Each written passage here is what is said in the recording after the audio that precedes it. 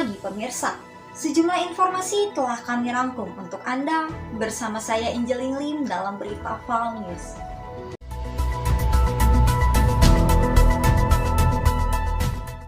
Isu kesetaraan gender telah menjadi isu lama yang tetap hangat dibicarakan oleh masyarakat hingga saat ini. Para kaum wanita berjuang menyuarakan suaranya untuk mendapatkan hak berdiri setara dengan kaum pria. Namun, benarkah upaya mendapatkan kesetaraan gender sudah berhasil dan mampu terrealisasikan dengan baik di masyarakat? Benarkah keamanan kaum wanita sudah terjamin di masa sekarang? Berita selengkapnya akan kami sajikan dalam segmen Found That.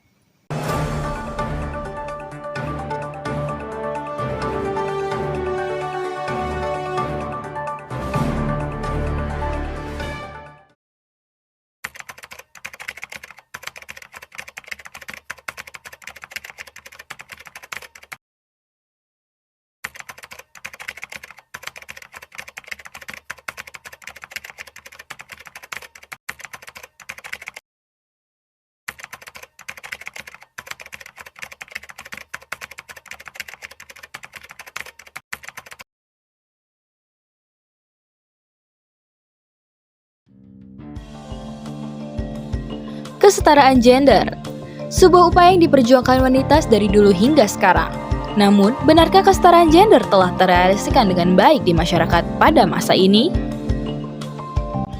Baik pemirsa, saat ini saya sedang berada di kantor Dinas Pemberdayaan Perempuan dan Perlindungan Anak Kota Bogor yang berlokasi di wilayah Suar ini untuk menelusuri lebih lanjut terkait isu-isu kesetaraan gender di Indonesia, terutama di Kota Bogor. Untuk investigasi lebih lanjut, kami pun mengunjungi Dinas Pemberdayaan Wanita dan Perlindungan Anak Kota Bogor. Kalau kesetaraan gender di Kota Bogor, baru kita ke perangkat daerah yang sudah banyak memahami tentang kesetaraan gender, dunia usaha, terus instansi pemerintah sudah mengerti tentang kesetaraan gender. Yang pasti untuk sarana dan pelaksana yang responsif gender, kantor-kantor dinas instansi dunia usaha sudah banyak mengetahui tentang kesetaraan gender.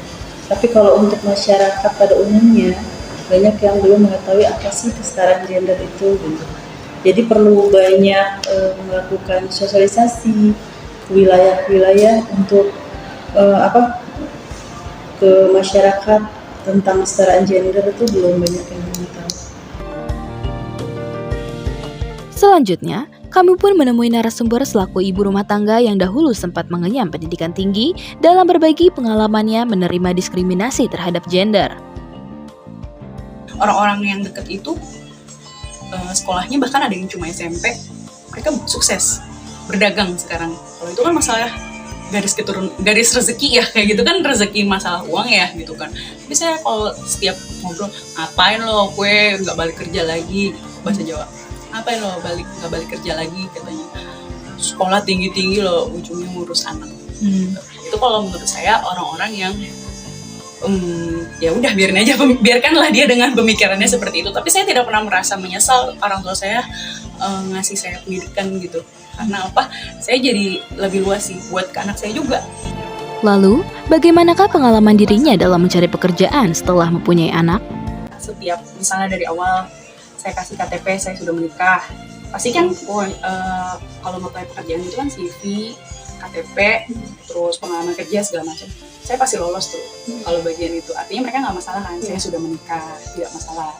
Dengan umur saya mereka tidak masalah. Kalau secara logika ya dia dilihat. Tapi ketika diwawancara saya udah punya anak, kayak gitu, terus pasti selanjutnya, kamu yakin? Mereka yang ragu sendiri gitu. Terus berakhir gantung. Kalau gantung saya anggap saya nggak dipanggil. Gitu. 3 tahun ini, maksudnya setahun ini saya nyoba 3 tempat sih. Dan 3-3-nya tuh berakhirnya kayak gitu. Berdasarkan data dari Badan Pusat Statistik, nyatanya angkatan kerja perempuan masih jauh lebih rendah dibandingkan laki-laki. Selanjutnya kami pun menemui narasumber selaku ibu rumah tangga yang dahulu sempat bekerja sebagai manajer dari perusahaan untuk berbagi informasi seputar penerimaan wanita sebagai pekerja. Kalau menurut saya sih ya, saya kan dulu pernah di perusahaan juga yang emang pernah hiring tapi untuk ibu-ibu kebetulan. Terus pada gitu emang kita kayak apa sih harus yang utama yang di hiring itu yang ibu-ibu yang masih belum punya anak, atau anak yang baru cuma satu, atau anaknya itu udah besar gitu, kayak SD kelas 4 ke atas gitu. Emang alasan utamanya karena anak itu mau nggak mau emang pasti masih sangat membutuhkan gitu, ibunya terutama ya kan, ayah ibu, cuman kan ibu paling utama banget ya. Selanjutnya, bagaimanakah pengalaman kekerasan terhadap wanita yang pernah terjadi? Ada beberapa kru-kru pegawai-pegawai laki-laki misalnya yang lebih tua, emang kayak ngajak makan di luar jam kerja atau jalan-jalan di luar jam kerja gitu dengan alasan yang lebih pribadi gitu kan. Menurutnya, kekerasan terhadap wanita, terutama kekerasan seksual, masih kerap terjadi, namun masih banyak wanita yang enggan untuk berbicara dan memilih untuk menghindar. Selain itu, nyatanya sulit bagi wanita yang sudah mempunyai anak untuk mencari kerja, dikarenakan dianggap mengganggu performa pekerjaan. Narasumber kami selanjutnya merupakan seorang ibu rumah tangga yang punya keinginan untuk bekerja, namun nyatanya masih banyak hal yang perlu dipertimbangkan. Karena sehabis nikah itu punya keinginan buat balik kerja lagi, cuman ada kendalanya. Pertama dari izin suami. Kalau udah nikah kan pasti nggak jauh-jauh dari SPG. SPG itu pasti sip-sipan. Takutnya kata suami itu nggak keurus anak, rumah tangga kayak gitu-gitu nggak keurus karena sip-sipannya. Kedua, posisi udah punya anak, kerja itu tuh bikin bingung antara mau kerja sama milih anak. Contohnya kalau di saya nggak milih kerja lagi karena anak itu kayak nggak mau gitu kelewat momen-momen tumbuhnya si anak gitu. Lalu, bagaimanakah dengan beban pekerjaan yang dilakukan selama menjadi ibu rumah tangga?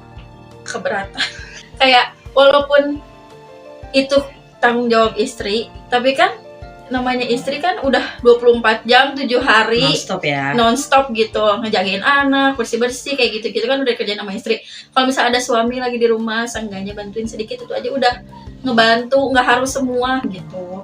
Meskipun berbagai upaya untuk memperjuangkan kesetaraan gender telah dilakukan, nyatanya perempuan masih kerap mendapatkan batasan dalam mencari pekerjaan. Kekerasan pun masih kerap terjadi dan banyak korban yang masih takut untuk berbicara. Kesetaraan gender masih belum sepenuhnya berjalan dengan baik. Lalu, bagaimanakah kaum wanita dapat menjadi bagian dari pembangunan negeri ini jika hak mereka saja masih dibatasi? Video ini dibuat untuk memenuhi tugas mata kuliah praktik reportase sekolah vokasi IPB. Demikianlah informasi kali ini. Saya Angel Limli mohon undur diri dari hadapan Anda. Terima kasih, sampai jumpa.